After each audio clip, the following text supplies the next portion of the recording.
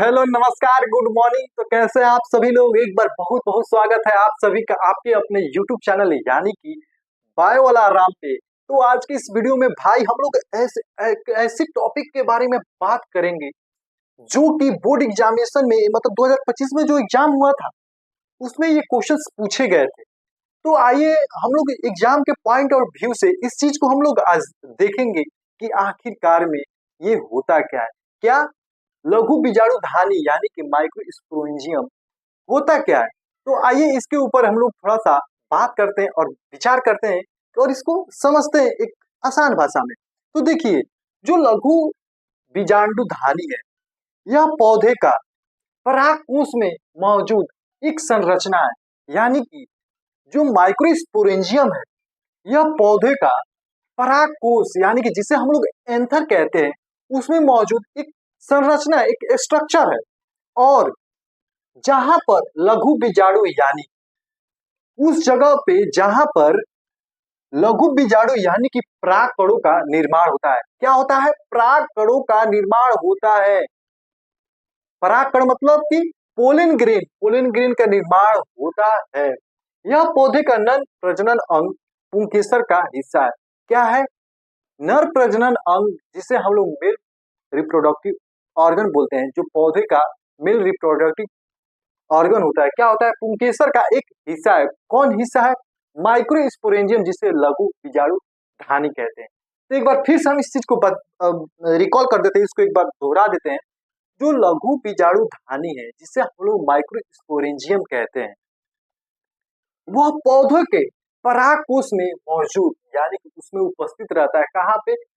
परागकोश में मौजूद एक संरचना है, एक स्ट्रक्चर है जो जहां पर लघु बीजाणु यानी कि परागकणों का निर्माण होता है, जहां पे पोलन ग्रेन का निर्माण होता है। यह पोलन ग्रेन क्या है? यह पौधे के नर प्रजनन अंग पुंकेसर का एक हिस्सा है।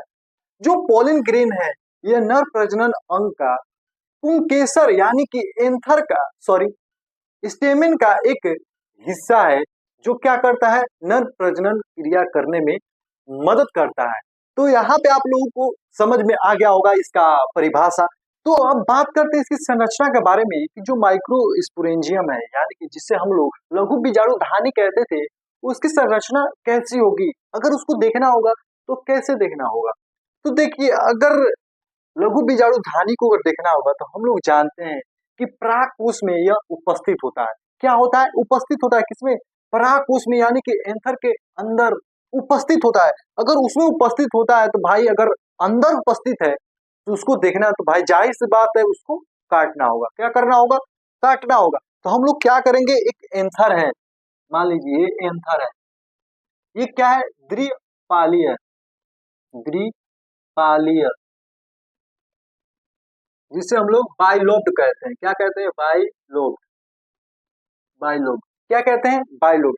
जब इस एंथर को यहां से हम लोग काटेंगे, अब इसको देखना है लघु बीजाणु धानी को, तो हम लोग क्या करेंगे? पहले एंथर को काटना है क्योंकि भाई वो परागकोश के अंदर उपस्थित है लघु बीजाणु धानी, तो उसको बिना काटे हम लोग बाहर में थोड़ी देख सकते हैं। तो क्या करेंगे? इसको हम लोग यहाँ से काट देंगे। काटने के बाद जब हम इसको सूक्ष्मदर्शी यानी कि माइक्रोस्कोप में जब हम लोग इसको देखेंगे तो कुछ हम लोग को ऐसे स्ट्रक्चर देखने को मिलेगा यानी कि ऐसे संरचना देखने को मिलेगा। तो ऐसी संरचना देखने के बाद उसमें हम लोग कुछ परतें कुछ दीवारें देखने को मिलेंगे। तो उसमें अगर हम लोग देखेंगे उसमें हम लोग को मेनली चार तरह की दीवारें, चार तरह की परतें देखने को मिलेगा। जैसे यहाँ पे आप लोग देख रहे हैं इस तरीके का परत देखने को मिलेगा। तो आइए हम लोग एक एक करके एक एक परत के बारे में जानते हैं, एक एक लेयर के बारे में जानते हैं। तो अगर हम लोग लघु बीजाणु धानी को माइक्रोस्कोप में देखेंगे तो सबसे पहले हम लोग को एक लेयर दिखेगा। सबसे बाहरी जो हिस्सा होता है उसे हम लोग एपिडर्मिस के नाम से जानते हैं। यह लघु बीजाणु के सबसे बाहरी हिस्सा होता है जो कि इसको क्या करता है? सुरक्षा प्रदान करता है। क्या करता है?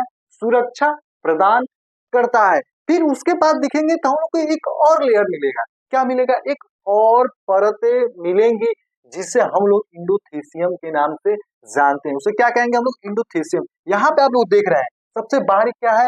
एपिडर्मिस। उसके बाद क्या है? इंडोथीसियम है। और दूसरा अगर तीसरी की बात करें मध्य परतें, जो मध्य परतें हैं वो क्या है, सबसे अंदरी हिस्सा है। क्या है, सबसे अंदरी हिस्सा है, जो कि इसे तीसरी परतें कहा जाता है, जो कि सुरक्षा प्रदान करती है। अगर हम लोग चौथे परत की बात करें तो उसे हम लोग टेप्टम कहते हैं। क्या कहते हैं, टेप्टम कहते हैं। टेप्टम का काम क्या होता है, जो टेप्टम होता है, जो प्राक कोष क्या कर रहे हैं, विकसित हो रहे हैं।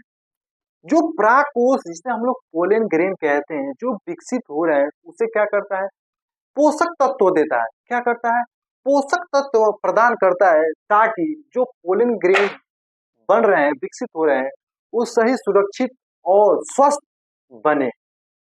ठीक है, यहाँ तक आप लोग को समझ में आ गया होगा।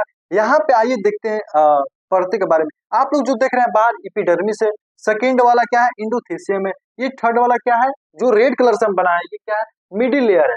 अब टेप्टम की बात करें तो जो यहाँ पे आप लोग देख रहे हैं, क्या है, टेप्टम है। ये क्या है, टेप्टम है, और इसके अंदर बीजाणु जन ऊतक है। इसके बाद क्या है, बीजाणु जन ऊतक है। बीजाणु जन ऊतक के अंदर क्या बनता है, पोलन ग्रेन। क्या बनता है, पोलन ग्रेन। जब पोलन ग्रेन बन जाता है, यानी कि क्या, परागकण जब बन जाता है, जब वो मैच्योर हो जाता है, तो जो इंडोथेसियम की जो लेयर है वो फट जाती है। जब वो मैच्योर होता है तो वो फट जाती है। अब फटने के बाद वो पोलन ग्रेन, वो परागकण इससे बाहर निकलते हैं। कहाँ बाहर निकलते हैं, एंथर से बाहर निकलते हैं और जाके स्टिग्मा के ऊपर गिर जाते हैं और उसे निषेचित कर देते हैं। क्या कर देते हैं, निषेचित कर देते हैं। यहाँ पे अगर हम लोग एक इतने से हिस्से को अगर हम लोग काट के देखें माइक्रोस्कोप में, हम लोग कुछ ऐसी संरचना देखने को मिलेगा। कैसी संरचना देखने को मिलेगा, ऐसी संरचना देखने को मिलेगा। यहाँ पे हम लोग देख रहे हैं कुछ परतें यहाँ पे दिखाई दे रही है। जो पहला परत है वो क्या है, एपिडर्मिस है। दूसरा है वो क्या, इंडोथेसियम है। जो तीसरा है वो क्या है, मिडिल लेयर है। और जो यहाँ पे हम लाल लाल कलर का डॉट डॉट दिख रहा है, ये क्या है, टिप्टम है। टिप्टम का काम होता है कि जो परागकण बन रहे हैं उसे क्या करना, पोषक तत्व देना। तो यहाँ पे आप लोगों को अच्छी तरह से समझ में आ गया होगा। तो हम लोग बात करेंगे लघु बीजाणु के कार्य के बारे में कि भाई अगर ये एंथर के अंदर है तो इसका कार्य क्या है। तो देखिए, जो पहला कार्य हो गया पराग कणों का, ये क्या करता है, निर्माण करता है। कौन निर्माण करता है, लघु बीजाणु धानी के अंदर पराग कणों का निर्माण होता है, जो कि स्पोरोजिनस टिश्यू होते हैं। वह क्या करते हैं, अर्धसूत्री विभाजन के द्वारा हेप्लॉइड सेट यानी कि परागकण या लघु बीजाणु बनाते हैं। अब एक तो कार्य हो गया, और दूसरी कार्य की बात करते हैं। दूसरी कार्य की बात करते हैं, यह क्या करता है, जो परागकण जो पोलन ग्रेन बन रहे हैं उसे पोषक तत्व और सुरक्षा देता है। पोषक तत्व टेप्टम से मिलता है और जो सुरक्षा होती है इन लेयरों से मिलता है, जैसे कि एपिडर्मिस, इंडोथेसियम और मिडिल लेयर के द्वारा इसको सुरक्षा दी जाती है। और टेप्टम के द्वारा जो पोलन ग्रेन, जो परागकण जो बन रहे हैं एंथर के अंदर, उसको क्या करता है, टेप्टम पोषक तत्व देता है।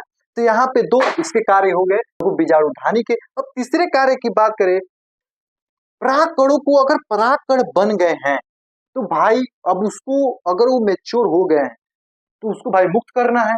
अगर मुक्त नहीं करोगे, स्टिग्मा है वो कैसे कैसे निश्चित होगी, जब पोलन ग्रेनी जब बाहर नहीं निकलेंगे, परागकण ही बाहर नहीं निकलेंगे, तो स्टिग्मा कैसे निश्चित होगी।